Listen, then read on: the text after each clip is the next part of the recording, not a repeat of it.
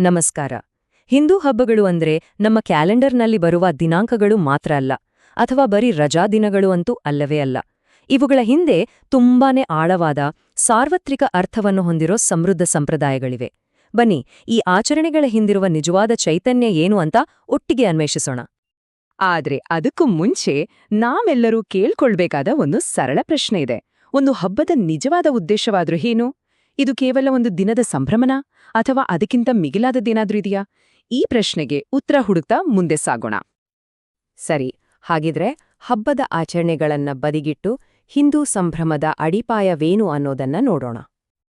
ಮೂಲ ಗ್ರಂಥದ ಪ್ರಕಾರ ಹಿಂದೂ ಹಬ್ಬ ಅನ್ನೋದು ಕೇವಲ ಒಂದು ಆಚರಣೆ ಅಲ್ಲ, ಅದು ಧಾರ್ಮಿಕ, ಸಾಮಾಜಿಕ ಮತ್ತು ಆರೋಗ್ಯ ಈ ಮೂರೂ ವಿಷಯದಲ್ಲೂ ನಮ್ಮನ್ನ ನವೀಕರಿಸಲು, ಅಂದರೆ ರಿನ್ಯೂ ಮಾಡೋಕೆ ಅಂತಾನೆ ವಿನ್ಯಾಸಗೊಳಿಸಿರುವ ಒಂದು ಆಧ್ಯಾತ್ಮಿಕ ಆಚರಣೆ.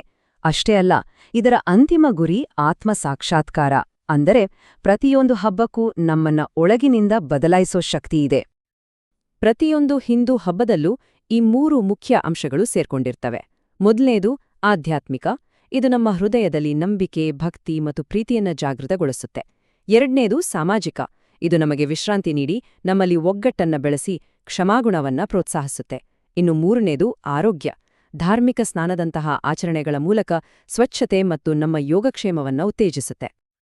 ಈಗ ನಮ್ಮ ಆಚರಣೆಗಳಿಗೆ ಒಂದು ರೂಪ ಕೊಡುವ ದೈವಿಕ ಕಥೆಗಳನ್ನು ನೋಡೋಣ. ಎಷ್ಟೋ ಹಬ್ಬಗಳು ದೇವರು ಮತ್ತು ರಾಕ್ಷಸರ ನಡುವಿನ ಮಹಾಕಾವ್ಯಲ ಕಥೆಗಳಲ್ಲಿ ಬೇರೂರಿವೆ. ಈ ಕಥೆಗಳು ಕೇವಲ ಟೈಂಪಾಸ್ಗೆ ಅಲ್ಲ, ಪ್ರತಿಯೊಂದರಲ್ಲೂ ಆಳವಾದ ಸಂದೇಶ ಇದೆ. ಉದಾಹರಣೆಗೆ ದೀಪಾವಳಿಯನ್ನೇ ತೆಗೆದುಕೊಳ್ಳೋಣ. ದೀಪಗಳ ಸಾಲು ಅಂತ ಅರ್ಥ ಬರುವ ಈ ಹಬ್ಬದ ಹಿಂದೆ ಒಂದಲ್ಲ ಅನೇಕ ಪೌರಾಣಿಕ ಕಥೆಗಳಿವೆ. ಹಾಗಾಗಿ ಇದು ಕೇವಲ ಒಂದು ಕಥೆಯ ಹಬ್ಬ ಅಲ್ಲ, ಬದಲಾಗಿ ಹಲವು ವಿಜಯಗಳ ಸಂಕೇತ.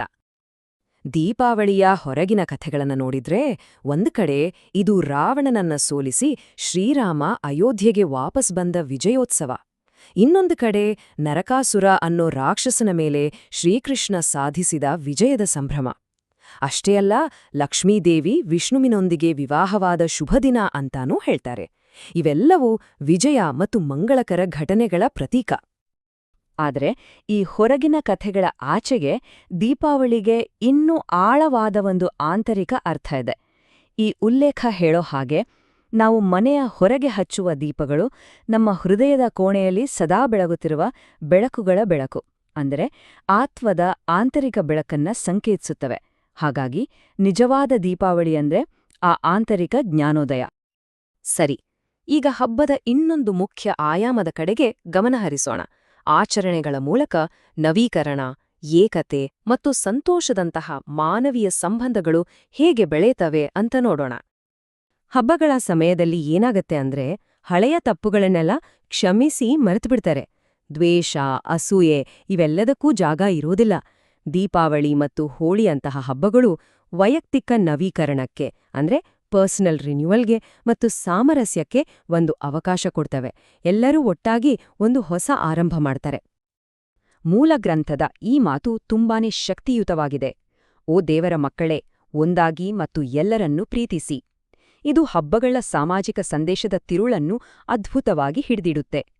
ಹಬ್ಬಗಳು ನಿಜಕ್ಕೂ ನಮ್ಮೆಲ್ಲರನ್ನೂ ಒಂದುಗೂಡಿಸುವ ಮಹಾಶಕ್ತಿ. ಈಗ ಇನ್ನೂ ಒಂದು ಹೆಜ್ಜೆ ಆಳವಾರಿ ಹೋಗೋಣ.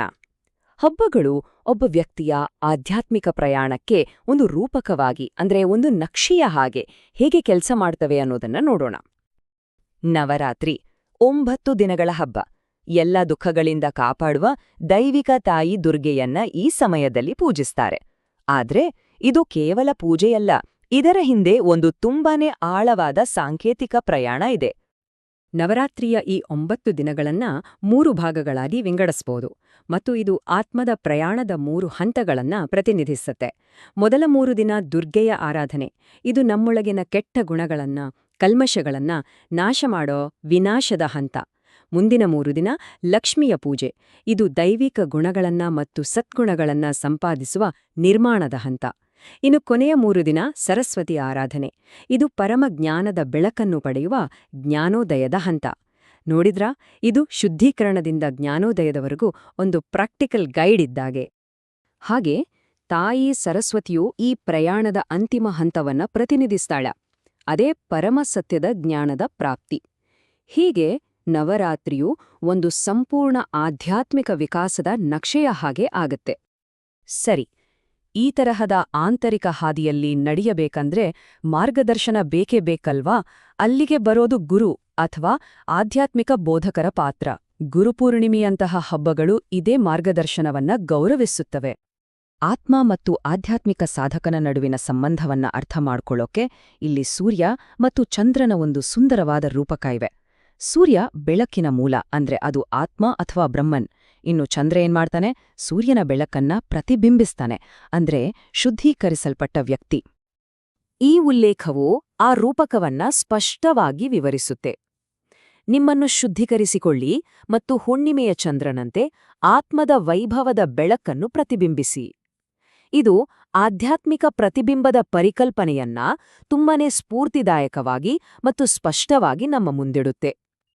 ಹಾಗಿದ್ರೆ ಈ ಎಲ್ಲಾ ಅರ್ಥದ ಸ್ತರಗಳನ್ನ ಒಟ್ಟುಗೂಡಿಸಿ ಆಚರಣೆಯ ಹಿಂದಿನ ಶಾಶ್ವತ ಜ್ಞಾನ ಮತ್ತು ಸಾರ್ವತ್ರಿಕ ಸಂದೇಶ ಏನು ಅಂತ ನೋಡೋಣ. ಪ್ರತಿಯೊಂದು ಹಬ್ಬವು ಕೊನೆಗೆ ನಮ್ಗೆ ಏನು ಹೇಳಲು ಪ್ರಯತ್ನಿಸ್ತಿದೆ?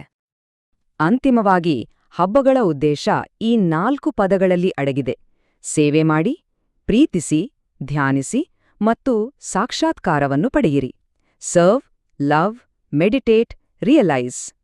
ಹಬ್ಬಗಳು ಒಂದು ರೀತಿ ಈ ದಾರಿಯಲ್ಲಿ ನಡೆಯಲು ನಮ್ಮನ್ನ ಪ್ರೇರೇಪಿಸೋಕೆ ವರ್ಷಕ್ಕೊಮ್ಮೆ ಬರುವ ಜ್ಞಾಪನೆಗಳಿದ್ದ ಹಾಗೆ. ಈ ವಿಶ್ಲೇಷಣೆಯನ್ನ ಒಂದು ಅಂತಿಮ ಪ್ರಶ್ನೆಯೊಂದಿಗೆ ಮುಗಿಸೋಣ.